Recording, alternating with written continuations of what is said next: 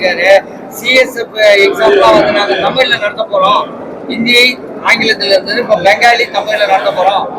ஆனா தமிழ்நாட்டுல மருத்துவம் மற்றும் பொறியியல் கல்லூரிகள தமிழக முதல்வர் வந்து தமிழ்ல கொண்டு வர முயற்சி மேற்கொள்ளணும் அப்படின்னு சொல்லியிருக்காரு. அதை பத்தி தமிழ்ல கொண்டாடுறது யாருக்கு மறுப்பு கிடையாது, கொண்டு வரும்.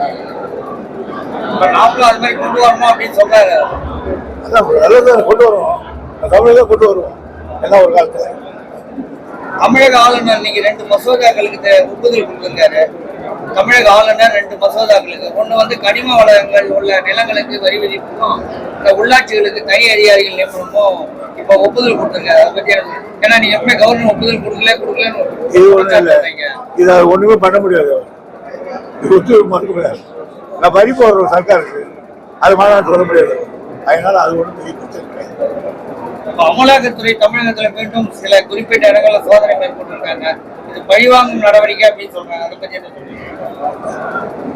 எல்லாரும் சொல்றது நானும் ஆமோதிக்கிறேன். மேகதாது அணை கட்டுவதற்கான அனைத்து பூர்வ பணிகள் முடிந்துவிட்டது. மத்திய அரசு ஒப்புதலுக்காக காத்திருக்கிறோம். விரைவில் மேகதாது அணை கட்டும் பணி நடைபெறும் சித்தராமையா கொஞ்ச நேரத்துக்கு முன்னாடி சொல்லியிருக்காரு.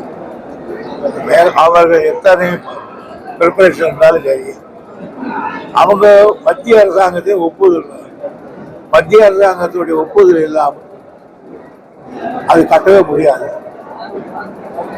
மத்திய அரசாங்கம் நம்ம மீறி ஒப்புதல் கொடுக்க முடியாது. காரணம், உச்ச நீதிமன்றம் மிக தெளிவாக சொல்லியிருக்கிறது. அதனால அந்த சட்டத்துக்கு புறமாக தமிழகத்தில் நீர்நிலைகள் தூர்வாரம் பணி நடைபெறக்கூடிய வாய்ப்பு இருக்கா? அதாவது தூர்வாருவதுன்றது எல்லாரும் பேசுறாங்க, அதுல சில கஷ்டங்கள் இருக்கு. தூர்வாரினால் நானே கூட வீராணத்தை முன்பு அமைச்சராக இருக்கிற பொழுது நீளமாக ஆனா லாரி லாரியா வந்துச்சு. அந்த மண்ணை எங்க போட்டோம் தெரியல, மறுபடியும் ஒரு ஃபோர்ஸ் ரேட்ல போட்டோம். அதனால நீர்நிலைகள் இல்லாத இடங்களில் எல்லா ஏரிகளிலும் தூர்வார வேண்டும் என்பது எனக்கு திடமான எண்ணிக்கை. ஒவ்வொரு ஆண்டும் நீர்நிலைக்கு ஏற்ப செய்து கொண்டிருக்கேன். விரைவில் சட்டமன்றத்தில் எதிர்பார்க்கிறேன். அதே மேகதாதுல அணை கட்டுவதற்கு திரையுலகினரை திரட்டி பேரணி நடத்த போறேன்னு சிவகுமார் சொல்லியிருக்காரு. சிவகுமார் கர்நாடகா சார், அவங்களுக்கு அவங்க கட்டணுன்றதுக்காக இது மாதிரி எவ்வளோ செய்வாங்க. அதை பற்றி நாம் கேட்கற இல்லை. எந்த ரூபத்திலும் மேகதாது அணை கட்டப்பட மாட்டாது. அது அளவுக்கு விட்டுவிட மாட்டோம்.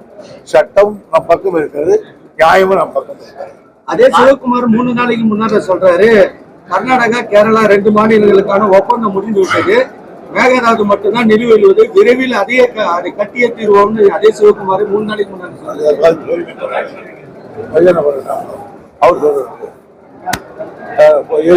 ரயில்வே மேம்பாலம் மற்றொரு மேம்பாலம் அமைக்கப்படும் சொல்லிருந்தீங்க. அது 2 முறையா டெண்டர் ரத்து பண்ணிருக்காங்க. என்ன காரணம்? கேட்டு மறுபடியும் கைராளத்தை கூட போயிட்டு